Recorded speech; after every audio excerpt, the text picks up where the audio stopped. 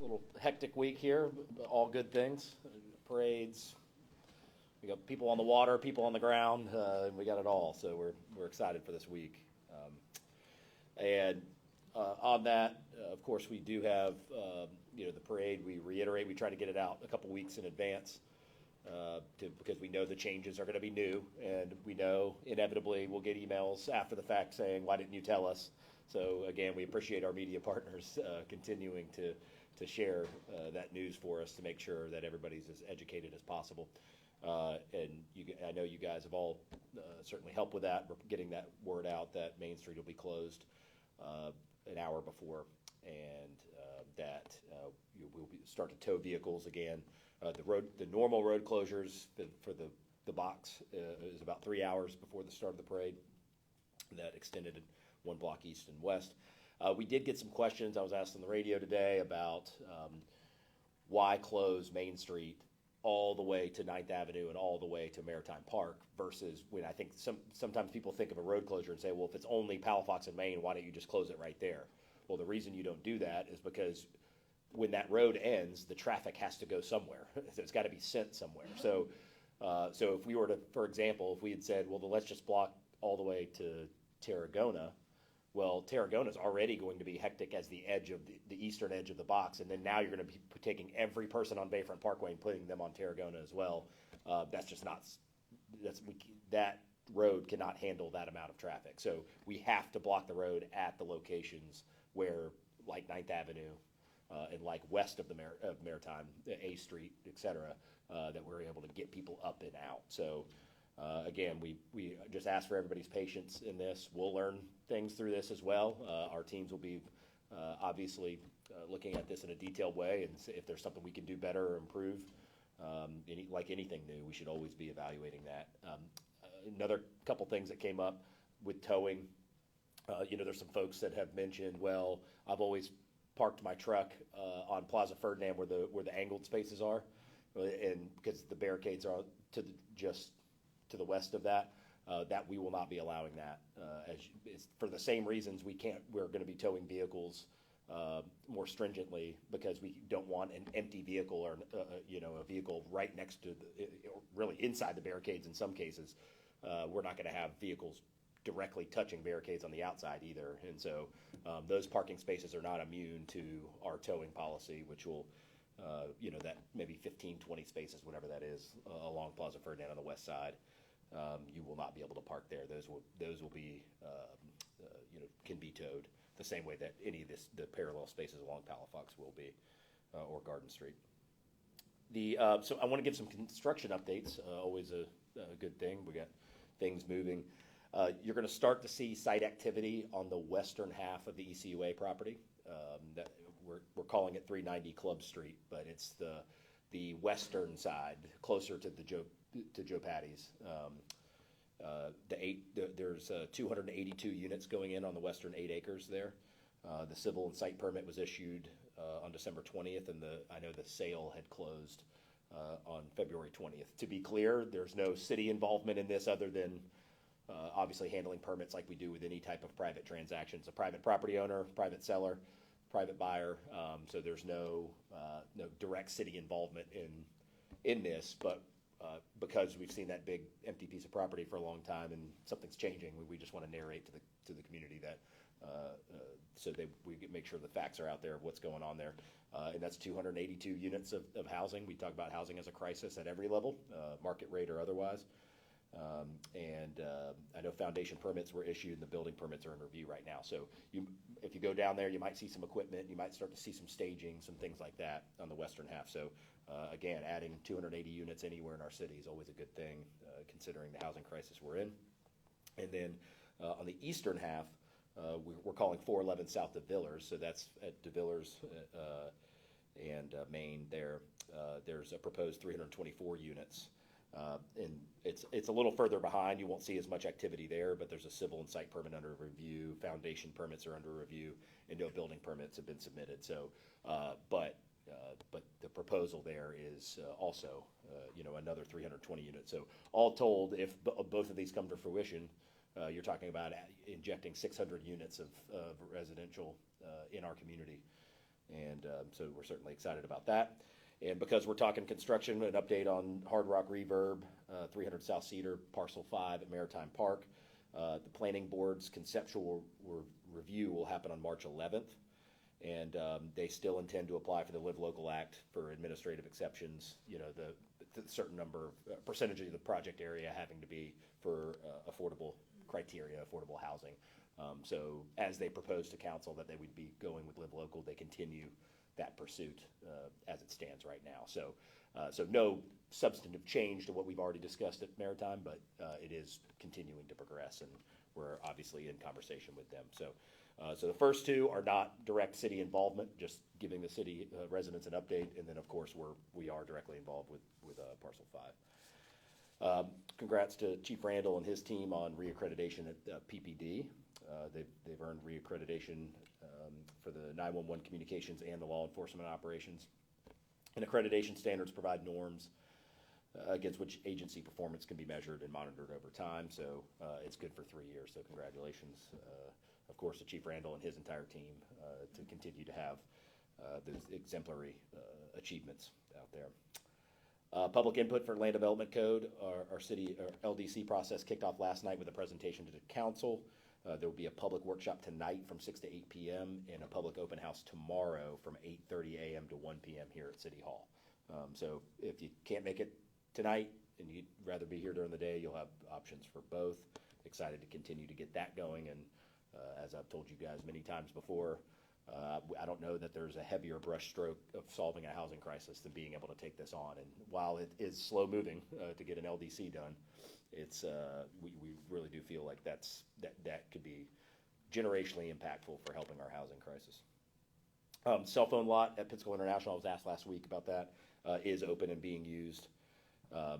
And obviously what that means for the citizen, one, please use it, and two, you might start to see a little more vigorous enforcement of the curb, because of which we've kind of stayed away from because we didn't really have a valuable alternative. Now we do, and so we really are expecting folks not to be hanging out at the curb for 20 or 25 minutes. Any other airport you've ever been to doesn't allow it. We're not doing anything any different. We just wanted to make sure that we had a place to put those folks. Mayor's cleanup, East Pensacola Heights this past weekend, 77 tons of bulk waste, 70 tires, 821 gallons of paint. Every time I give these updates, I always realize I can't believe how much paint we all hold on to, and then I go in my garage and I'm like, I can't criticize because we've got however many previous owners' colors of paint sitting in our garage. So last thing, Alex in here, certainly wish Alex the best heading on to UWF. He said it was getting a little too boring around here. He wanted to spice things up.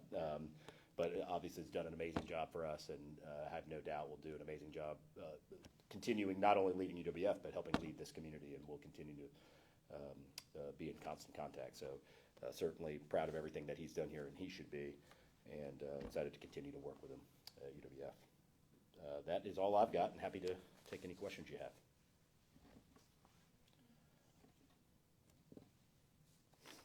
Mayor, on the parade closures for Mardi Gras, I guess, have you had any feedback on Maritime Park also having Boiling Week going on? I know they use that parking lot sometimes to unload floats and that type of thing.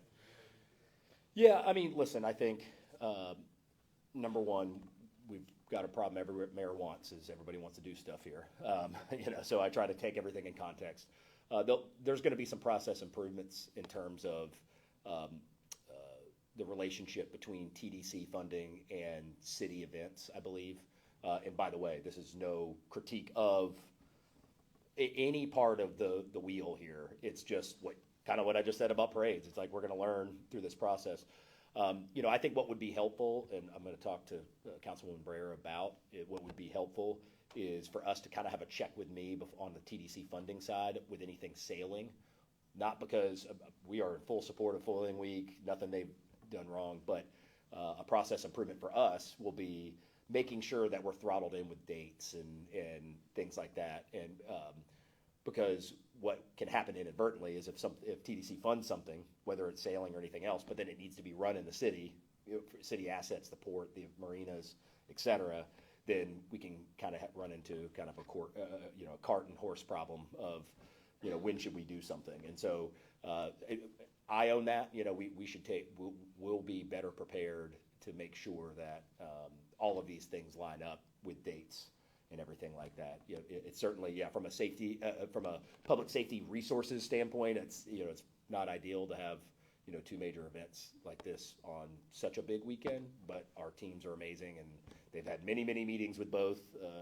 Everything will be safe and secure, and as everyone should expect it to be. But obviously, you can imagine two events instead of one puts a little bit of strain on everything, and just add a little more bandwidth to us to make sure we're prepared. So, but as I said, I think when we look at long term, you guys have asked me about it. We've talked about it so many times in here. One of the huge returns on investment for the American Magic project is things like sailing events, regattas, foiling week. That's us realizing our return on investment, right? As citizens, as a community.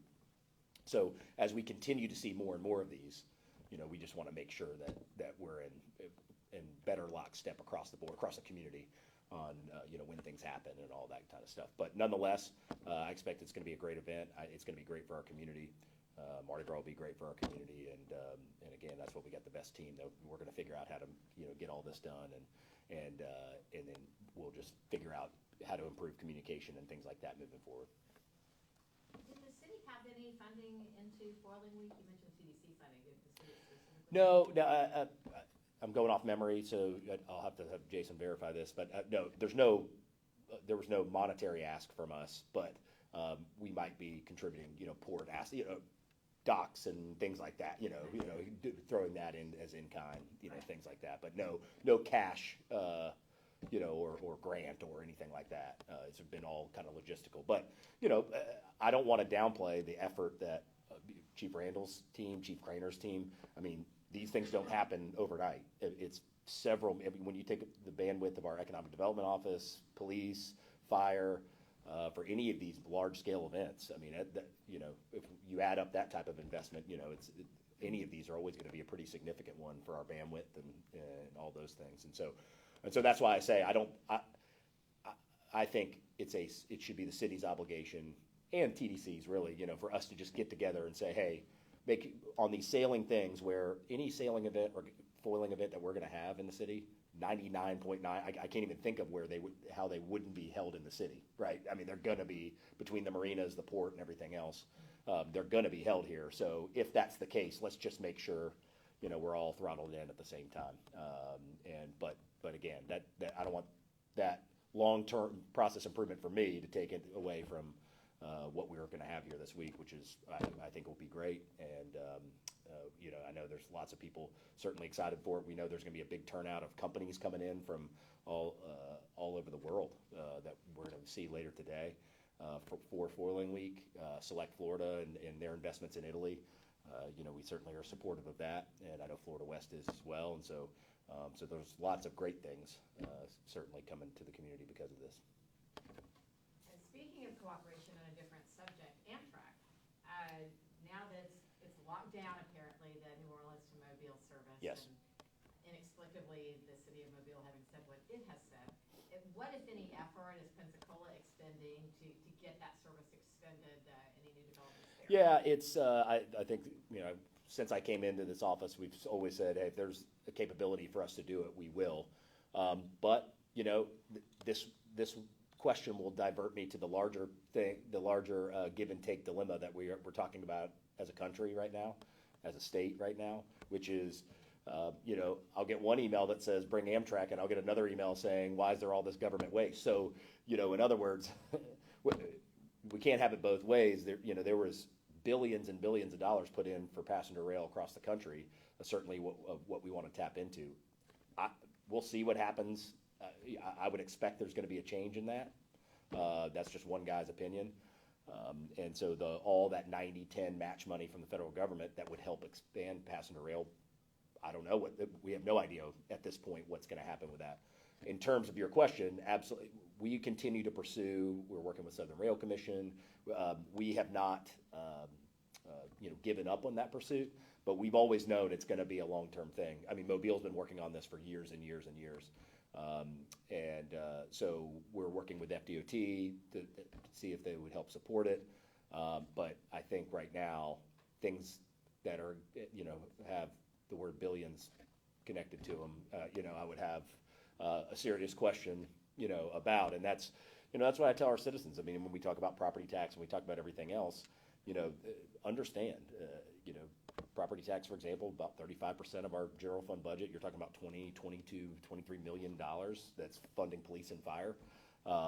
Is that it's the presumption that there's all of this government waste at the local level. You can look at our budget. I mean, you check it out. If I certainly stand behind any budget that we put forth. And at the local level, I have a lot of respect for mayors all over the country that try to figure out how to replace infrastructure, how to keep people safe, and how to do all these things on the budget that we currently have. So, we absolutely philosophically are there on Amtrak, and we want to support it. But, I think any of these big picture, expensive, type federal, state grant programs, certainly there's a lot of unknowns around that right now. So we can't control that. We'll see what happens. But we're happy to continue to pursue it, and we still are. Anything that we can do to try to make it happen. But it is not regardless of funding, it's a very slow process, multiple years. Again, just the sheer cost of getting that track from Mobile to Pensacola. And get it rated higher than 55 miles an hour, all of the signaling you've got to put in, all of that. I mean, it is a heavy, heavy lift to make happen. And so we continue to pursue it, and we'll see what is in store for us. If you guys will indulge me, only because you just set me up so perfect for my last one. And this brings it back to the city, but exactly the same kind of debate and philosophical debate is kind of the context in which I'm asking this question. When we talk about an artist in residence program, that is definitely one of those areas where, it's all in the eye of the beholder, right? Expenditures of funds. So I have two questions. One, I think you said on the radio this morning, part of that's ARPA funding. It is. And part general fund. Is it possible, if you have on the top of your head, or maybe we can get the breakdown of what's ARPA and what's general fund? And then philosophically, in these times when we're really having to decide things like paving roads and building railroad tracks, talk to me about the ROI on something like an artist in residence. Sure. So first of all, I believe most of the funding is ARPA. We'll get you that breakdown. And that was ARPA funding that was already allocated by our council for artist efforts. So this was not a change or money moved from somewhere else. It had already been allocated preceding me in that bucket for ARPA. So I actually look at it the other way. That was us getting more efficient. When I got here, there was a full-time position that was over this type of department, and we didn't necessarily feel like that was necessary. However, without an artist in residence, when someone comes and asks to put a statue somewhere, when someone comes and asks about a mural, when someone comes and asks without an artist in residence, that falls to me. And if you've ever seen my drawing or any of my artwork, you don't want me to do it. So that's number one. Number two is we have a artist community, and when we talk about vibrancy and we talk about placemaking, we should be analyzing the financial return of every decision that we make. And we have positions all the time. And when you're in business, we always say I think the better thing is creating ROI is more fun than cutting expense, right? And sometimes it takes betting on yourself as a business owner. Sometimes same in local government. For example, if I went to our citizens and said I can create a position for $100,000 a year, or two positions for a grants office, for example, and it brings in $120 million, I think that's a pretty good investment on behalf of the citizens. I feel the same way with this type of project. If we can have more public art, which means more visitors want to come here and enjoy it, and we see this community that can help create jobs, if we start to have more exposure within art, it's less bandwidth on our other staff, because now this is just consulted out. It's not somebody on healthcare and anything like that. It's a part-time, consultant-based position, which is right-sizing it from what it was before, which was a full-time position. I think it's a good thing. And so we do an analysis every time of what do we think the ROI is. And it's not going to always be in straight dollars, right? It's not, if I create this position, the city's going to get a check for this amount of money. But we certainly always want to be able to defend that when this position is created, the overall ROI for the community, what be the artist community, the visitor community, the tourism community, is a net positive for the amount of money that we're putting in. And the citizens should expect that analysis for every position that we have. I totally, and honestly, it's so much in my blood to do that already, because all I'm ever used to is running a business where the success or failure of that business is the personal success and failure of not only my reputation, but my livelihood. And so that's how I'm wired, is that I need to be able to, any position we create, I need to be able to defend it financially, and certainly this one's no exception. And really was a product of us downsizing it to make it more cost efficient, yet still be able to meet those needs. Basically on a similar topic, but just your reaction to the governor's announcement this week of creating his own version of Doge, and the points that it's going to look at local government budgets along with the state. Yeah, listen, again, I try to not start speculating. We talk about property tax. I don't know what that would look like. Is there going to be a replacement for it? Philosophical efforts to run a more efficient government, if I seem nervous about that, then you're misreading me. In other words, I'm happy to defend the efficiency of our government at any point. And now, you can start getting into differences of opinion, right? Do we think having an artist of residence is more valuable than having some other position? We can have those discussions or debates, but from an efficiency standpoint, I'm happy to stand and defend every decision that we make, because I told you, when I took this job, when I was knocking doors, I told the citizens that I would treat as a business owner, I would treat this budget as if the dollars were mine, meaning they are the citizens' dollars, but I have no other way in my brain to treat it than to say, how can we be the most efficient? How can we invest money that creates a larger investment coming back? It's not just about cutting, it's about, and I think that's probably philosophically where I am, is it's simple to say on one day, why don't we cut a bunch of stuff? But as someone who's been, their livelihood has been on the line with their own money, cutting stuff is not the automatic solution to everybody's problem. Because if we're going to cut a lot of stuff, then I'm going to come to you and show you what the consequence of that is going to be. And I think there's a false presumption, there's this boogeyman presumption out there that we can just blindly cut local funding because clearly they must be wasting it. I can't speak for any other city. All I can tell you is I will stand here and defend the decisions we make on our budget wholeheartedly. And it doesn't mean we'll always agree on those things, but we certainly, from a financial stewardship standpoint, we would be happy to defend those things. So, look, every city is different. Tampa's budget, Miami's budget, and Orlando's budget. I'm not here, defending what every single city's doing. I don't know what every city's doing, but I know that we do our darnest to run a tight ship here. We're a safe community, which is what matters the most. If I'm never going to try to stand in the way of someone saying, how can we do it better? And listen, if we went through every line item, I think any government could always be and should be looking inward and saying, what can we do better? I've never worked at a private organization or a public one where I've said, this is the 100% to the penny perfect budget, right? We're always, things change, technology changes. I point that out all the time. There's probably things on the books, hopefully not here, but there's things on the books, in Miami or Tampa or Orlando or Atlanta or whatever, where it might just be that technology has chased out the value of whatever that department is or office is. We should always be analyzing that.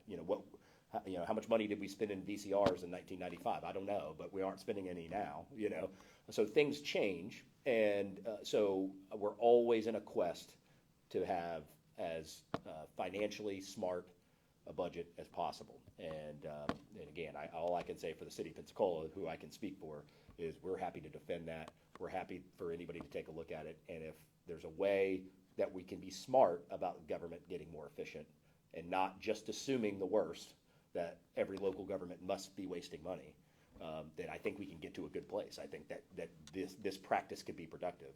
But if it's just going to be, we're going to start blindly cutting funding streams and we're going to start blindly cutting things because it must be good, then I would certainly request that we have a more logical analysis, a way a business would do it. You know, if we're talking about being efficient like a business would look at what the financial ramifications of cutting would be, not just coming in and cutting everything on the presumption that it's bad. So, you know, we'll see what happens. And what I can tell you is we continue to act the same.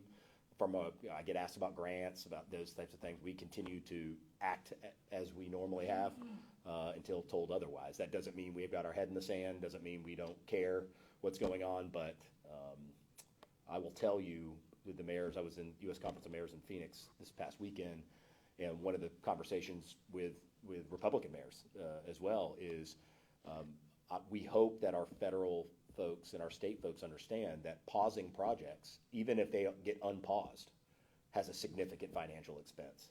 So there's some irony in that. If you know, do what you're going to do, but if we start just pausing multi-million-dollar projects in cities across America,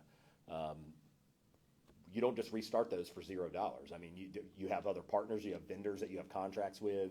The cost of goods, as we've all seen, go up significantly. So, you know, that's kind of my anecdote of just trying to be smart about it. If we're going to cut things because we think they're wasteful, certainly people can make those decisions. But pausing projects and unpausing projects and all that at the local level, boots on the ground here, it's going to have the reverse effect. It's going to actually end up making that project cost more money when it's all said and done. So a lot of the Republican mayors were certainly, when we were putting our priorities together as mayors throughout the country with leadership this weekend, we were making sure we want that pointed out from a policy perspective as well, is just make sure that we're all mindful of that.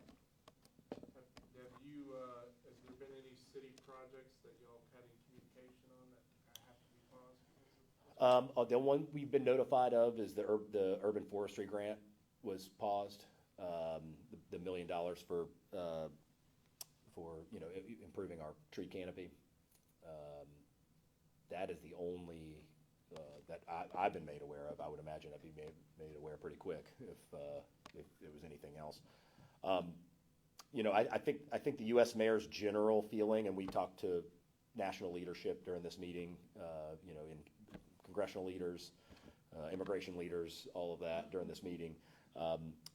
You know, we can't promise this, but we feel confident that if we have some of these grants under contract with the federal, in other words, we have a contract with the federal government for this grant, that we feel pretty confident with those. You never know, but you know, that we're taking a look at which ones we have contracts on and which ones we don't. Certainly, you know, we're being very mindful of that. But the only indication we've gotten, for example, lots of our grants come through Florida Commerce. Even if it's federal money, it comes through the state. And their advice to us at this point has been business as usual, and, you know, keep on going. And so that's what we plan on doing. But it's that $1 million urban forestry grant is the only one we've been notified of right now so far. Was work already being done on that grant? I know we had hired, part of it was hiring an intern to, you know, come help with that. And I think that hire had taken place. I don't think there's been any substantive of spending, capital spending of that grant, but I'm sure we can pull those numbers for you and find out exactly what had been spent. But no, there's not a situation where we spend half of it and we're not going to get reimbursed or something like that. Nothing like that. Are the funds for that intern coming from somewhere else, or is that? I don't know. I think that's, you know, becomes a decision point of whether we, you know, fund that position or not. So, you know, we just got this, I don't know, maybe in the last week or so. I'd have to, so I'm letting our team figure that out. And, you know, if we got so many projects going on based on their skill set, based on something else, you know, if there's something that makes sense that we're already doing, where that skill can be valued, then great, we can look at that. So I've got our team analyzing that, and they'll get back to me. Mayor, next week the Florida legislature convenes for the session. What are the asks that the city is, what are you looking for from the legislature? Well, you know, we understand from an appropriation standpoint that things are slim pickings, especially, maybe even more so now. So our largest priority has been certainly to protect the $7 million of funding that we have for Baptist Hospital. We are on schedule, last update I got, to receive those bids tomorrow, which is really, you know, is kind of ground zero day of, do we have the funding to make this happen or not? So we're certainly waiting with bated breath to get those and see where we are. So, having that funded protected, and then, we put in an appropriation for a fire boat, and Representative Salzman is helping us with that. We were very appreciative of her doing that and stepping up for us. We'll see how that goes. And the reasoning behind that is not only is ours outdated, but if the mayor's standing up here saying we're going to have this huge return on investment for having sailing events and regattas international all over the world, it sure would be nice for us to have a fireboat that was functioning and that could get out there in case of an emergency. So back to my soapbox about these types of spends, you can say, well, do you need it or not? Well, yeah. I mean, if we're going to have this multi-million-dollar return on investment to have these regattas here, and we say that that's the return we're getting, there's costs that comes with that, like protecting it, and public safety. So, so that's really, I would say, our lone kind of front-facing request. Certainly we support some of the policies that are going to be talked about. So but we've been less on from previous years, a big laundry list of things. I don't believe we put an ask in for the airport, this year. We've gotten the $5 million. So we're just trying to be smart. We know that the budget's going to be tight. All right, just go back a little bit to the port. Are we on schedule for the Center for Sailing Excellence? Well, yeah, that's funny. It's funny. My response to that is like, well, which schedule were you talking about? A year ago too? No, I'm saying just because things change, costs go up, all of that. Work is active there. I know I've gotten a couple people recently. Good timing of that question have said, man, I just see just the steel out there. What's happening? I believe they're putting panels up in the next few weeks. I believe is the update I got. So you'll actually start to see the walls going in. But we're looking at a September-ish completion. But American Magic already has about 30 people here, and they are actively working in Warehouse 9 right now, which is the one that's adjoins 10. And they've invested some money even just from a semi-permanent basis into Warehouse 9, just to get that up and operable. So, there's obviously from our goal was to have it done in the spring. Obviously, there's been a delay over a long period of time, like often happens with these projects. But in terms of them coming back, them being able to do the work that they need to do, all of that stuff, there's been no hampering of their efforts or ours. But has their boat arrived yet? Yeah, they just got the Patriot, I believe Patriot 1 and 2, so the one from Auckland are back. They came in on the ship on Friday, with a bunch of other stuff. I think their moving truck / ship showed up on last week. So all of those assets. I don't know that they'll get them all out yet until we get a space, but I actually have a meeting with Terry and Tyson this Thursday that we're excited about to start talking about already early planning for national and international regattas for this year and next year, trying to hold down dates and things like that. And so, that's a meeting they asked for, and those are my favorite type of meetings. Tell us how many international events we're going to have here. So I'll probably even have a better update for you next week once I sit down with both of them. Thank you. Anything else? All right. Thank you, guys. Appreciate it.